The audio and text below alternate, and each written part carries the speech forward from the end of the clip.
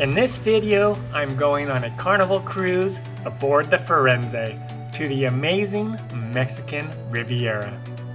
I will give you a tour of the cruise ship and show you the amenities aboard and things to do, talk about the food and if it's any good, and explore the 3 destinations of Puerto Vallarta, Mazatlan, and Cabo San Lucas.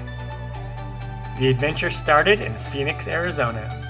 Together with my friends Dill and Dave, we drove to Long Beach, California, stayed a night in a decent hotel, then woke up ready to head to the cruise port. After checking in, we waited for about an hour, then it was time to board the ship. Yeah! Finally getting on the ship! This is exciting! One of my favorite things to do after boarding a cruise ship is to take a few hours and walk around the whole ship and get a feel for where everything is at. The first thing I noticed about the Firenze is the interior decorations. It captures the Italian theme perfectly. It is probably one of the nicest ships I have been on interior-wise so far. Not bad for a budget cruise line. Also, this was a Halloween-themed cruise, so there were some fun decorations for that as well. Before I move outside, let's cover the amenities and things to do on the inside of the ship. There is a main hall that has a bar in the center where people can gather and drink and relax and enjoy live music. Every day there is a new entertainer performing here. It's just really fun to hang out here and enjoy good company and the music. There are all kinds of shops as well. Most cruise ships have plenty of shops. Lots of overpriced items that you can buy and other necessities that you can pick up if you forgot to bring something. You have things like a candy store, expensive watches, cologne, and much, much more. There, of course, is a casino. I don't gamble, so I didn't spend any time here, but if you like to gamble, the casino is pretty large. If you have teenage kids, there are a couple of little clubs specifically for them that they can go and hang out at, if they like. There are several higher-end restaurants that you can pay extra for.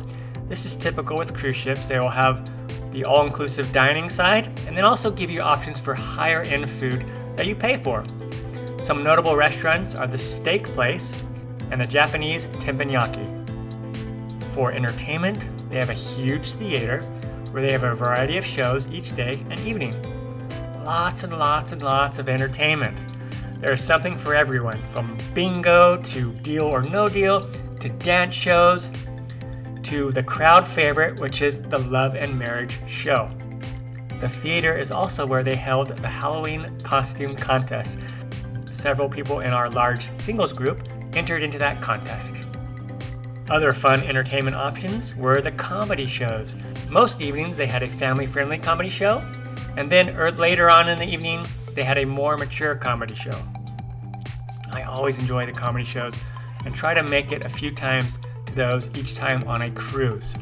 Another favorite entertainment option for me was karaoke. I don't really sing karaoke, but I enjoy sitting and listening to others. One of my friends, Aaron, did an awesome job with a Beach Boys classic. If you like sports, they have a nice sports bar that has all the popular games playing so you don't miss out. They will also feature a big game on the big screen outside as well. I know lots of people love to work out while on vacation and on a cruise ship, so let me show you the gym. The gym is pretty nice with a great view and plenty of machines and other options. The long, creepy hallways in these cruise ships. This one is especially long. Goes the whole length of the ship without any turns. Now, I can't cover the interior without showing you my stateroom. I've already been inside and put some stuff in there. But here we go. This is what the room looks like. I got an interior cabin all by myself. Pretty excited about that. And there's the bed. And we got a nightstand over here. A nightstand over here. And one thing that not all of the ships have is outlets right there that you can charge ports, USB outlets. Some of the other Carnival ships do not have that. And I always bring a little extension cord that I can plug in right there and run it over.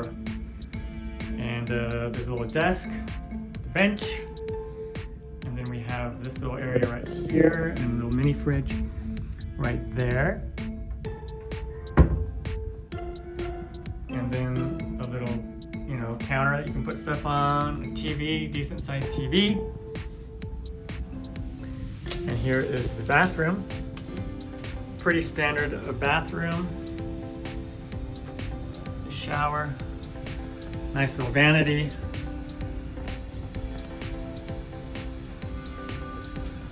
And that is what a typical interior cabin here on the Firenze will look like. And then the closets right here. And there's storage. Not the most storage that I've seen on some of the ships, but still a decent amount. But if you have several people in your room, like 3 or 4, or even just 2, space can get a little bit limited. Okay, now I want to show you my friend Dill's room. He has a balcony. I want to show you the difference between the balcony and the interior. The restroom is the same, so I don't really need to show you that. And the storage is the same. The main difference is he has this big area right here with the couch. Yep. What's up, Dill? How are you doing? Good. Just doing some reading. Some light reading. What you reading there? Man's Man's Guide to Women. Any tidbits of knowledge you've learned? Well, it's interesting. Yeah. So, see if it's any useful advice. Useful advice.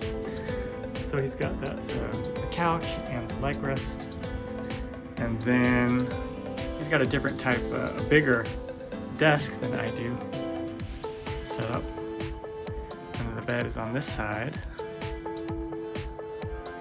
And then the reason why he's got the bigger TV here, and the reason why people get this is for the view.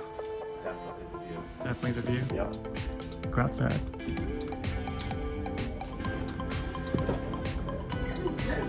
So why do you get a balcony? I like it because the view, obviously, and in the morning when I wake up, I leave the curtains open at night, so the sunlight wakes me. It's a much gentler way to wake up. The other thing is that, my job back at home is a pretty hard job. It's a very physical job, and I work hard, and so it's like my way of treating myself. I've been out in the sun, the Arizona sun all summer working, and this is my little way to kind of give myself a pat on the back for making it through another insane summer. Treat yourself. That is correct. So in your opinion, it is worth it to pay the extra money for the balcony? I like it. My very first time on a cruise boat, I was a little nervous about having an interior room because the back part of my mind is like, there's only one way out of that room, if something happens. But, I got over that fear pretty quickly. I just like it because it's nice. I can always see what's going on. It's fun to watch the boat port. I can see everyone going in and out and, wave hi to people, and it's kind of nice. So that's why I do it. Just a little bit more spacious, and I like that. Awesome. So, and I like coming out if I can't sleep at night, coming out and seeing the view. It's nice. Awesome. So, there we go, folks. there you go. Can't go wrong with the balcony. Can't go wrong. I'll never go back. And this is why Dill can afford the balcony, because he is flush with cash. He has so much money, he just lets it hang out on his bed. I went swimming with my fun money and it got wet. So along with this origami it looks like an elephant. towel. Elephant, yeah, that's awesome. Yeah, they leave me a different one every day. Yep. That about covers it for the interior of the ship. Time to head outside and show you the rest of what this ship has to offer. At the front of the ship, there is an adults-only area called the Serenity Lounge. It features 2 hot tubs, its own bar, and lots of lounging opportunities, including some swings. Right outside from the Serenity Lounge is the water park, complete with a couple water slides. They are fun slides for sure, and I enjoyed riding them with a bunch of friends from my group. If you have kids, they will love this water park.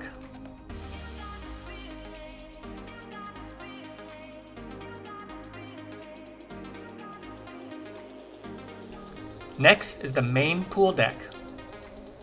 Here they have shows, movies, competitions, and there are some dining options that are around here as well. Each evening they played a movie on this big screen. I was even able to catch the 49ers versus the Chiefs play. Too bad, the Niners lost. One of the notable competitions was a pumpkin carving contest, and one of the members of our group competed in that. This area is also where they hold large dance parties.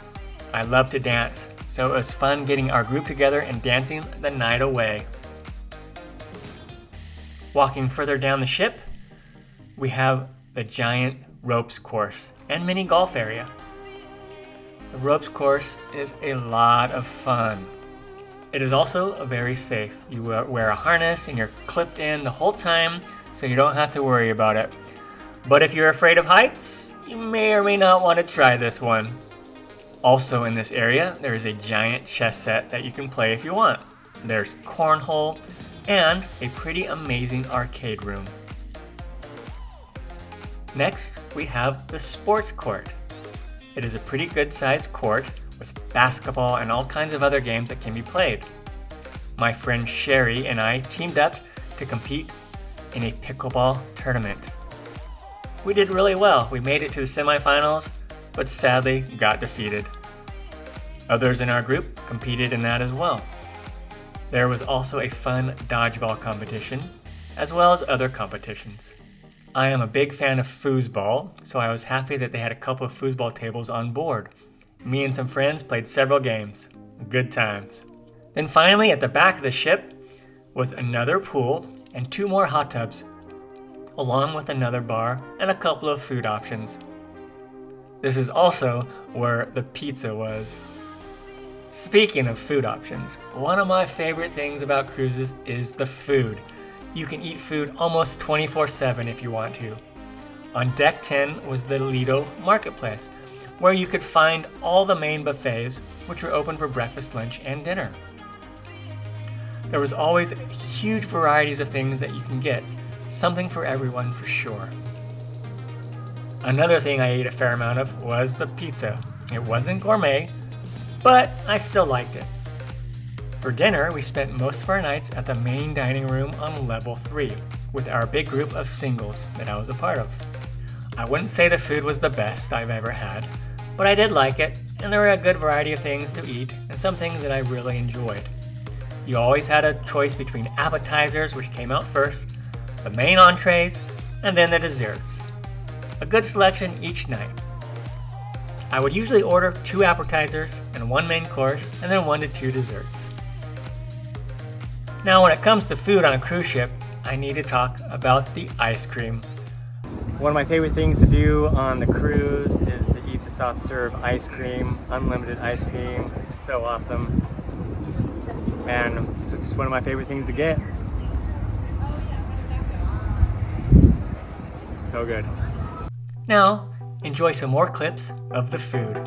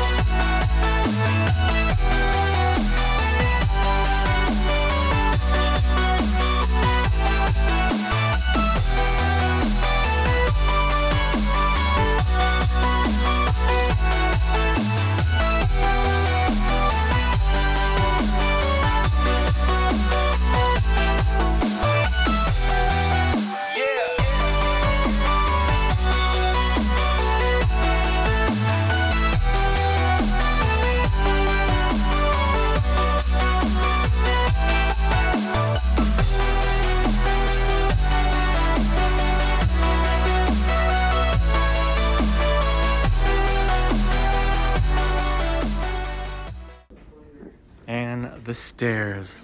Endless stairs. I always take the stairs when I'm on the cruise. And that's how I keep a little bit of the weight off with all that food that I'm eating. So that's a pro tip for you. Awesome murals. Every one of these stairs has a cool Italian mural to it.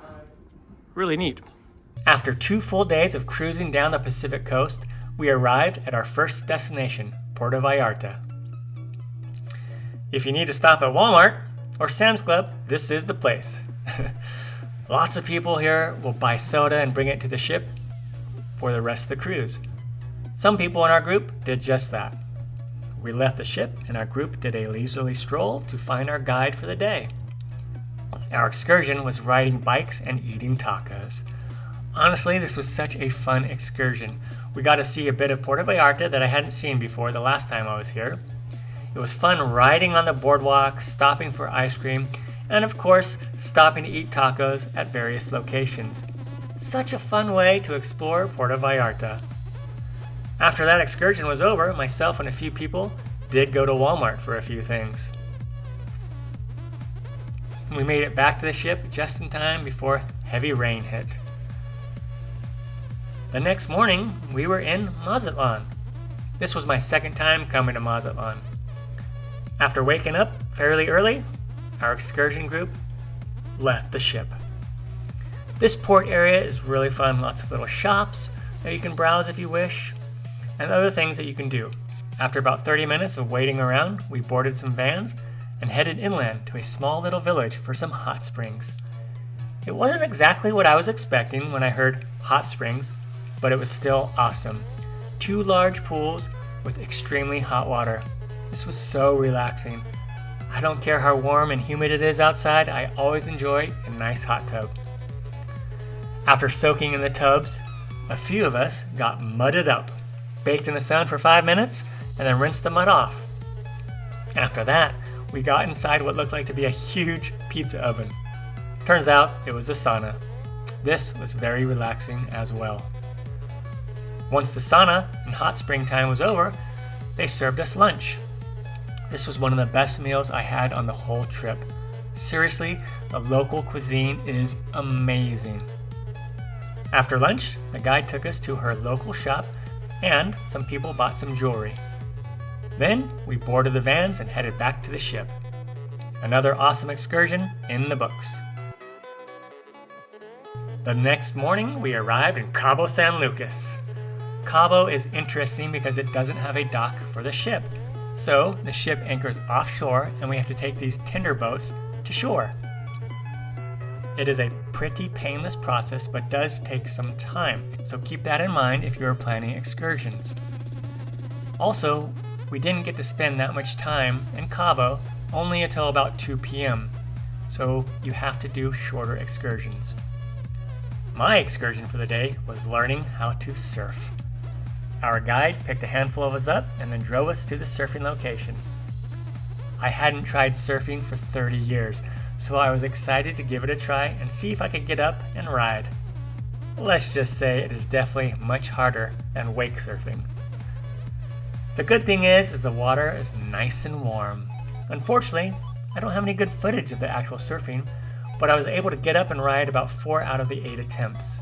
But before my last ride, while paddling out, a wave crashed into me and the board smashed my nose, giving me a bloody nose. Not fun.